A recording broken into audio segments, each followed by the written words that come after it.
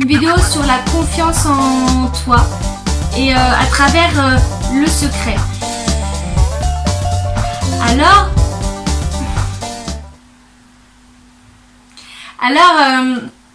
je vais te dire 4 secrets, ou plutôt 4 symboles. À toi de trouver ton symbole. Je t'invite à découvrir le secret. Tu as entendu parler de la loi d'attraction. La loi d'attraction, c'est une sorte de valeur, moi j'appelle ça valeur affective, parce que la loi d'attraction correspond au reflet de ton mindset. Alors mindset, c'est ton état d'esprit, ça veut dire positif. Les choses viendront à toi dans ce sens-là. Si tu as un mindset trop négatif et trop pessimiste, les choses viendront négativement. Tu vois? Tu me suis? En fait, je te conseille vraiment d'aller voir le film Le Secret. C'est tiré d'un livre, le livre de Rhonda Byrne en fait. Mais va voir Le Secret, c'est sur YouTube, tu peux le trouver. Ou alors le film documentaire La Loi d'attraction. Et ta confiance en toi vient du mindset aussi. Alors maintenant, je vais te donner les symboles. Alors, t'es prêt? Le premier symbole, c'est les peluches. Alors dit comme ça, oui, ça peut dire, mais de quoi elle va parler? Alors en fait, je t'explique. En fait, as-tu déjà eu une peluche? Une ou plusieurs peluches? Hein? En fait, je vais te dire à quoi elles servent. Ou alors d'autres se moquent de personnes qui en ont, en disant « Oh, mais c'est trop enfantin !» Ok, d'accord. Mais alors, reste sur tes positions et ne m'influence pas. Mais moi, je vais te démontrer autrement que les peluches servent à autre chose que l'esprit enfantin. Parce que même des adultes peuvent en avoir. Un sens par rapport aux choses qu'ils ont vécues. Par rapport à leur expérience. Alors, je t'annonce ouvertement que ce n'est pas une tare d'en avoir. Loin de là.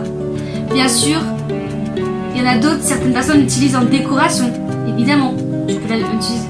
Ou d'autres, elles permettent de rassurer et consoler. En les regardant dans les yeux, tu vois leurs petits yeux, tu dis oh ils me regardent et ils me rassurent. Parce que ça vient du mindset, tu vois. Ou alors ça rappelle des souvenirs que tu as vécu avec une personne proche, tu vois. Ou alors il y a aussi une peluche en particulier qui représente Madeleine de Proust.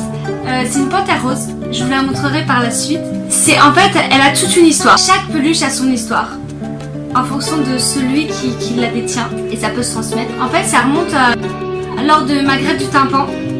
Mon père, il était venu me rendre visite à l'hôpital et il a pris dans sa main la peluche comme une marionnette. Et il a commencé à raconter une histoire, donc en la faisant parler, bouger, me faire rigoler et me faire oublier que j'avais mal. Et je me souviens encore comme si c'était hier. Certains souvenirs marquent. Par exemple, il y a aussi un autre moment, c'est lors des fêtes de Noël. Le grand sapin, le repas, les décorations. Et le lendemain, il y a les cadeaux, tu découvres ça. Et quand tu grandis, c'est plus pareil. Tu es prêt pour le deuxième symbole? C'est les coussins. Alors les coussins, bien sûr, j'allais dire, s'ils étaient vivants, ils auraient bien besoin d'une séance d'ostéopathie. À force de s'appuyer dessus ou de s'en servir comme un punching ball. Et heureusement qu'ils n'ont pas de colonne vertébrale, parce que les pauvres, ce sont des confidents. Quand tu leur parles, ils t'écoutent. Enfin, tu crois.